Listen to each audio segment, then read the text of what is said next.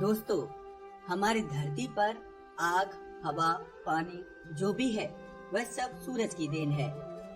बिना सूर्य के धरती पर जीवन की कल्पना करना मुश्किल है। सूरज हमें खाना, गर्मी और रोशनी देता है। पेड़ पौधे इसी रोशनी से अपना खाना बनाते हैं। सूरज की वजह से ही हमारी धरती पर पानी ठोस, द्रव और गैस के रूप में मिलता है। यह धरती के जलवायु और मौसम को प्रभावित करता है। इसकी वजह से ही दिन और रात होते हैं। दोस्तों, अगर सूरज ना होता तो हमारी धरती बिल्कुल ठंडी और अंधेरी होती। सूरज हमारे लिए एक वरदान से कम नहीं है, लेकिन यह वरदान ही एक दिन हमारी धरती के विनाश का कारण बनेगा। और यह विनाश कब होगा और सूरज के ऐसे वो क्या रहस्य हैं जो हम नहीं जानते, जानेंगे इस एपिसोड के माध्यम से। दोस्तों, सूरज हमारी पृथ्वी पर जीवन का आधार है।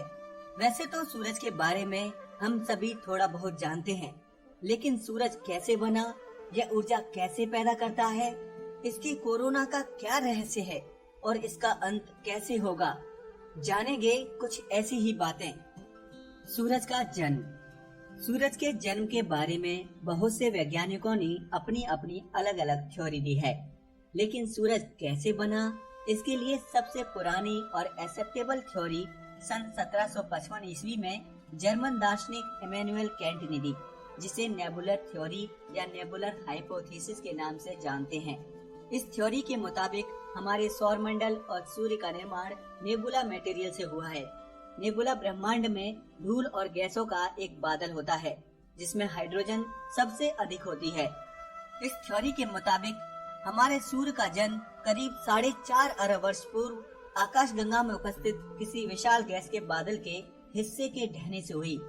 यह थ्योरी बताती है कि वह स्थान जहां हमारा सूर्य बना, उसके आसपास एक से अधिक सुपरनोवा जरूर रहे होंगे। किसी सुपरनोवा की मैग्नेटिक वेव्स की वजह से उन गैस के बादलों में ग्रेविटेशनल अट्रैक्शन पैदा हुआ और वे बादल कंडेंस हो गए, जिससे उन बादलों ने घूमना शुरू कर दिया और एक डिस्क का रूप ले लिया।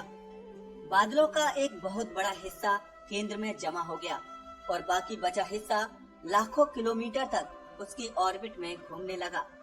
केंद्र में गैसों के बहुत अधिक कंडेंस होने के कारण वहाँ प्लाज्मा बन गया और फिर शुरू हुई न्यूक्लियर फ्यूजन की रिएक्शन, जिसके कारण बहुत अधिक मात्रा में ऊष्मा पैदा होने लगी और यह प्रोसेस लाखों सालों तक यूं ही चलती रही। उसके बाद जन्म हुआ एक तारे का, और जो डिस्क केंद्र के चारों ओर घूम रही थी, उसमें गुरुत्वाकर्षण के प्रभाव से घूमते हुए गैस और बादलों के कण आपस में जुड़ते चले गए और इस प्रोसेस में लाखों साल ऐसे ही बीत गए। इस तरह उस डिस्क ने आगे चलकर उस तारे की लेयर्स का रूप ले लिया और इस तरह जन्म हुआ हमारे सूर्य का। दोस्तों, सूर्य आज अपने जीवन के करीब आधे पड़ाव पर है।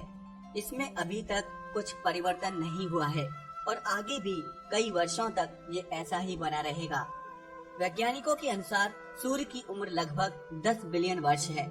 पिछले करीब 4.5 अरब वर्षों में सूर्य के अंदर इकट्ठा आधा हाइड्रोजन जल चुका है, लेकिन सूर्य के अंदर बचा हाइड्रोजन अभी भी 5.5 अरब साल और चलेगा।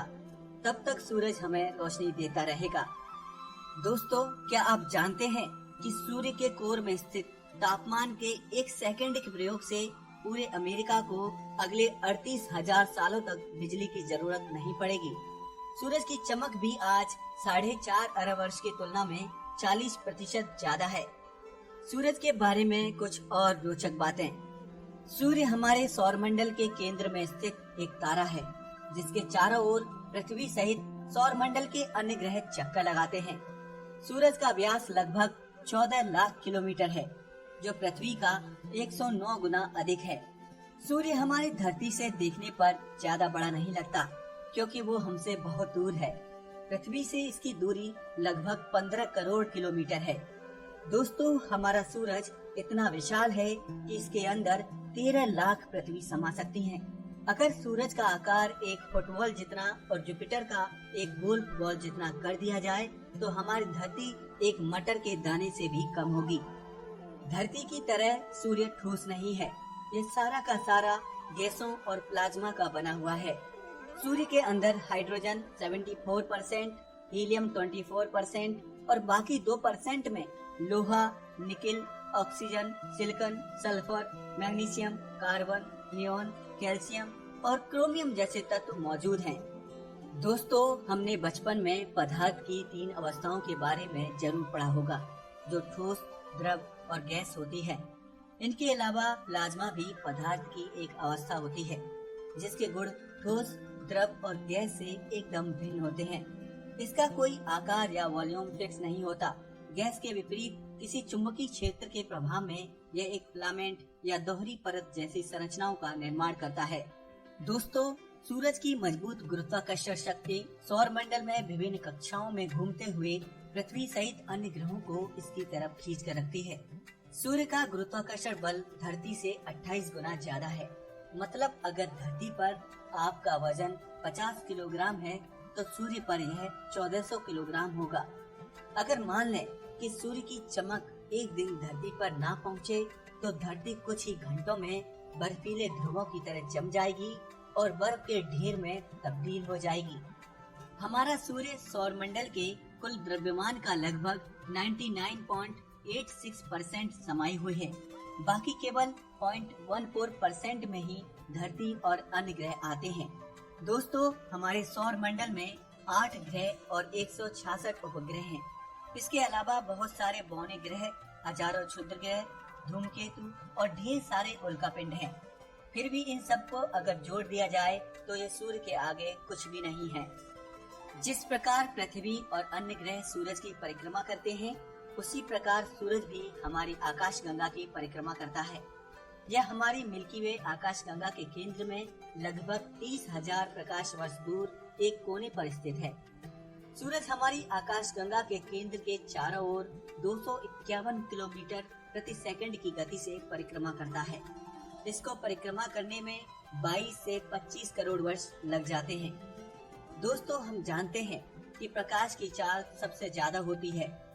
सूरज से हमारी पृथ्वी इतनी अधिक दूर होने के बावजूद सूरज की रोशनी को हमारी पृथ्वी पर आने में सिर्फ 8 मिनट 17 सेकंड का समय लगता है। सूरज की किरणों की गति 3 लाख किलोमीटर प्रति सेकंड होती है। इसका मतलब सूर्य की किरणें एक साल में जितनी दूरी तय करती हैं, वही दूरी एक प्रकाश वर्ष कहलाती है।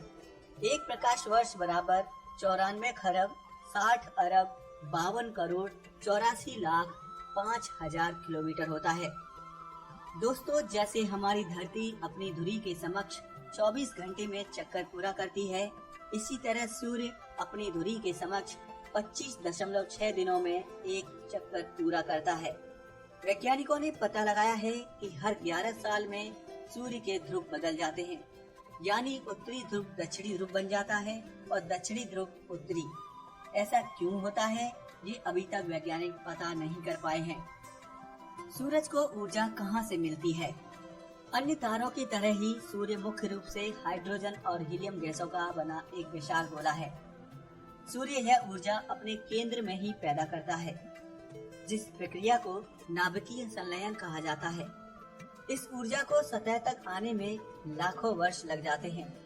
सूर्य से निकली ऊर्जा का 2 अरबवां हिस्सा ही पृथ्वी तक पहुंचता है, जिसमें से 15% अंतरिक्ष में परावर्तित हो जाती है। बाकी बची ऊर्जा में से 30% पानी को भाप बनाने में काम आती है और बहुत सी ऊर्जा पेड़ पौधों और समुद्र के द्वारा सोख ली जाती है।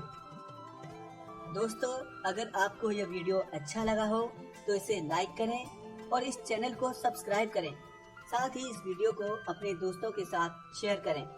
अगले वीडियो में हम जानेंगे सूर्य के कोरोना का रहस्य और सूर्य के अंत के बारे में।